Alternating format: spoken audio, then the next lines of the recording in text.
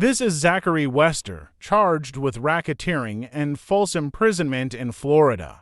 The drugs were there. I did not put the narcotics there. According to report, the 28-year-old former sheriff's deputy was accused of planting drugs on unsuspecting motorists during traffic stops. Seriously. Hey, man. You want to put your hands don't.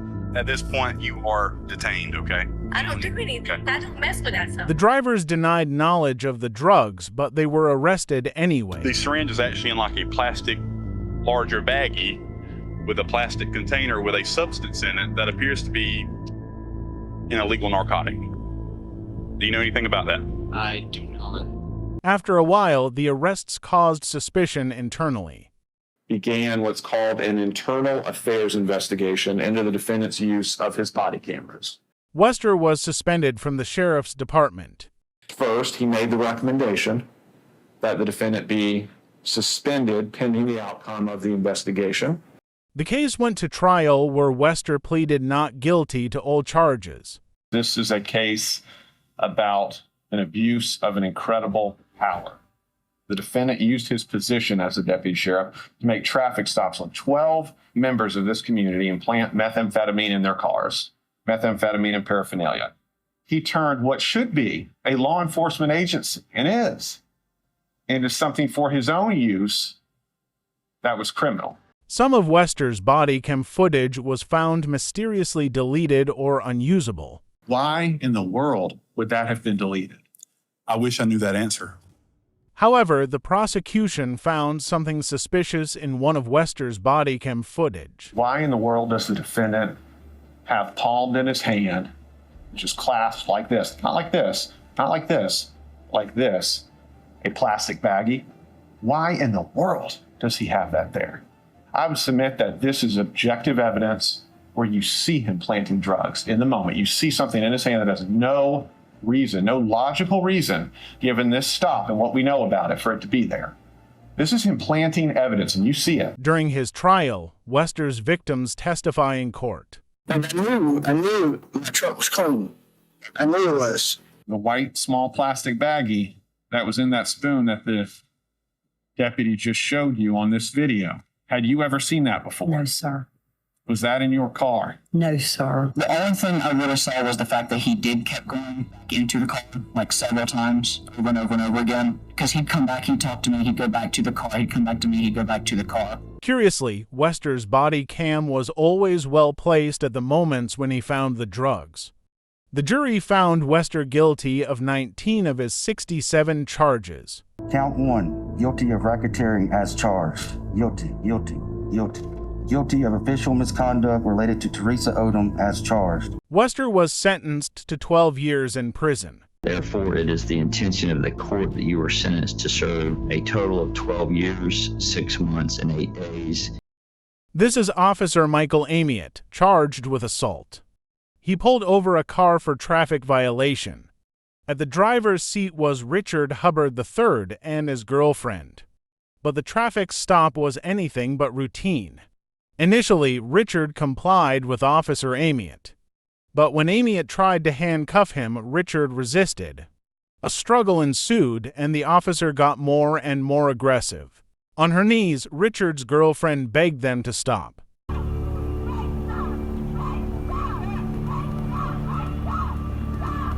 But the struggle continued, and Amyot kept throwing punches.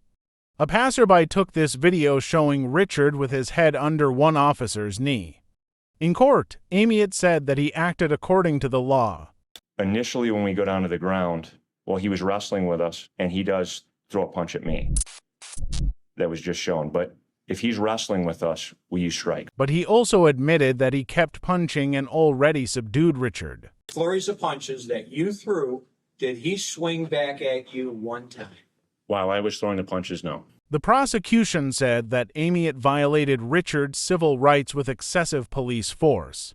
Assault has been proven, beyond any doubt, basically. Michael Amyot says that he was justified in using force because he's a police officer. That is the start of a violation of his civil rights. The defense argued that Amyot acted according to his training and protocol. With police policy, that governs Officer Amyot and all officers of the Euclid Police Department. But the judge wasn't buying it. And I did listen to your trainers, your prior instructors. I did listen to them, but I do believe in this case, I believe the jury got it right. The jury found Amyot guilty. We, the jury, being duly impaneled and sworn, do hereby find the defendant Michael Amyot guilty of assault. And the judge agreed with the jury's verdict. Police need to be able to control folk, no doubt about that. There must be control, but there's a limit to how that's done. Amyot was sentenced to 30 days in jail, 60 days of house arrest, and a 3-year probationary period. He was also fired from the police force. The court at this time will impose a sentence of 90 days. This is Lwanda Banks, Constable Curtis Traylor Harris, and Sergeant Derek Hallman. They arrived at a home in January 2021 to serve eviction notice. The 3 officers cleared the house and started rummaging through their belongings. Banks had her body cam switched on by mistake, which caught every moment of their actions. Banks put everything she found valuable in her pocket.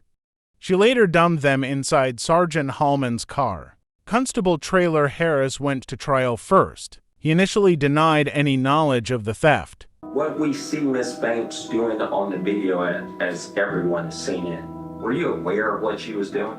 No.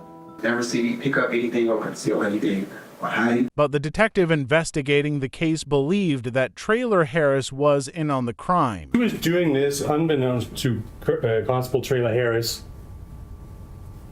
Why would she say it out loud? I have no idea. Maybe because he was in on it? I believe so. Does there appear to be a scheme here? Yes. Banks testified against Traylor Harris in court. What did you believe him to mean by that at that moment? Whatever you see and you want it, take it. He was my boss, so I'm gonna do what he says do. I was forced to do it. If I would have said no, I would have most likely gotten fired. Traylor Harris was found guilty and sentenced to 5 years of probation. He said he regrets his actions and apologized to the victims. First, I'd like to publicly offer an apology to the Foster family. The actions of my deputies that day and the inaction of me to stop it from happening. I sincerely apologize to them for that. I put myself through the academy twice, and it's just something I want to do my entire life. So just the thought of it not being able to do it anymore, it's devastating, but I just want to be able to move on from it. Banks saved herself from jail time by testifying against Traylor Harris and Hallman. Derek Hallman was later found not guilty and acquitted of all charges. This is Jayen Fleer, a Santiago County Sheriff's deputy found guilty of sexually abusing minors. Have you ever shared any images of your penis with anyone? Yeah. Fleer was initially being investigated based on an anonymous tip by Crime Stoppers. So you understand that you're not under arrest and you are not being detained. You understand that you're free to leave at any time. There will not be any locked doors keeping you from leaving. As you notice, that one doesn't have a lock behind you. Yeah, so we're looking into some allegations that were made. It started with a Crime Stopper report, so we're just kind of going from there. We're investigating allegations that were made that you were communicating with a younger female on Snapchat and potentially some material might have been shared. Okay. Some photos, some images, stuff like that. According to reports, Fleer used to message minor girls on Snapchat, attempting to meet them for sexual purposes, and sometimes offering them money as an incentive to meet. One of the girls was just 12 years old. Fleer also offers more money to the girls if they manage to invite their underage friends. During his trial, the prosecutor read the explicit messages he sent to the minors.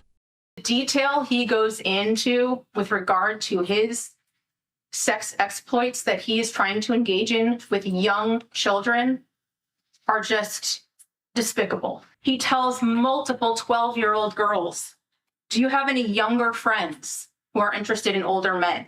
I'll give you money to hook me up with them."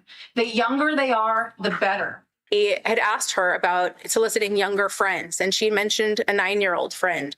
The defendant got excited about that prospect and tried to convince her to talk her 9-year-old friend into having a threesome with him. The prosecutor also said that the girls were afraid to report Fleer to the police because he was the police. Fleer's defense asked for a lenient sentencing. Mr. Fleer and his wife were expecting the birth of their first child. The child was going to come any day. And Mr. Fleer, without hesitation, said, "I'm ready to surrender." But the judge wasn't buying it. I have never seen a more despicable set of facts as I've seen in this case. Fleer was eventually sentenced to 12 years in prison. This is Erin Dean on trial for shooting an innocent civilian in her home, killing her. On October 12, 2019, a neighbor called an emergency police line.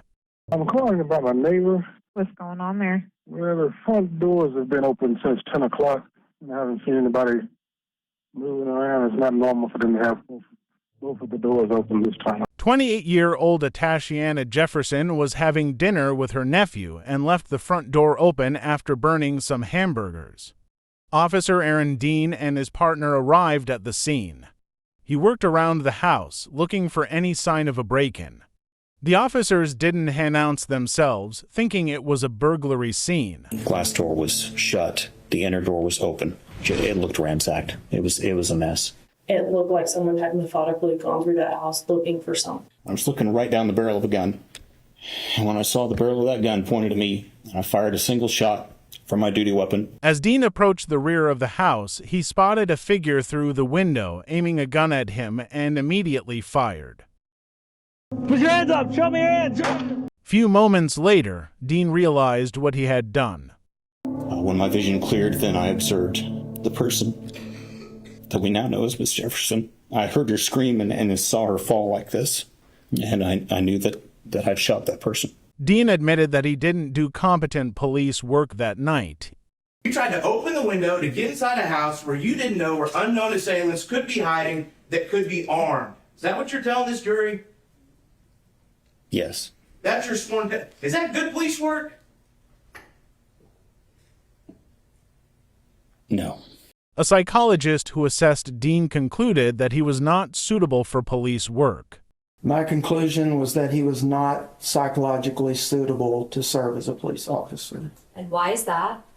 Because the results had suggested that he had a narcissistic personality style that would inhibit his judgment, decision-making. The prosecution argued that Dean did not give Jefferson enough time to comply with his commands. Look at the audio. Half a second from the first command to where, and it's put up your hand, show me, bam. Half a second. No one can comply with that. No one. She never had a chance. There was nothing she could do. Nothing that she could have done, could have changed what was going to happen, because that man decided when he got to that home that he was going to be a hard charger, he was going to be gung-ho, and he was going to take command of this situation. Jefferson's 11-year-old nephew testified in court. How did you think she was hurt? Because she was crying and just shaking. What were you thinking? I was thinking, is it a dream? Dean was eventually found guilty of manslaughter and sentenced to 11+ years in prison. It reads, we the jury, having found the defendant Aaron York Dean guilty beyond a reasonable doubt of the offense of manslaughter, assess his punishment at confinement in the Texas Department of Criminal Justice for 11 years, 10 months, 12 days. If you find this video enlightening, kindly give it a thumbs up and subscribe.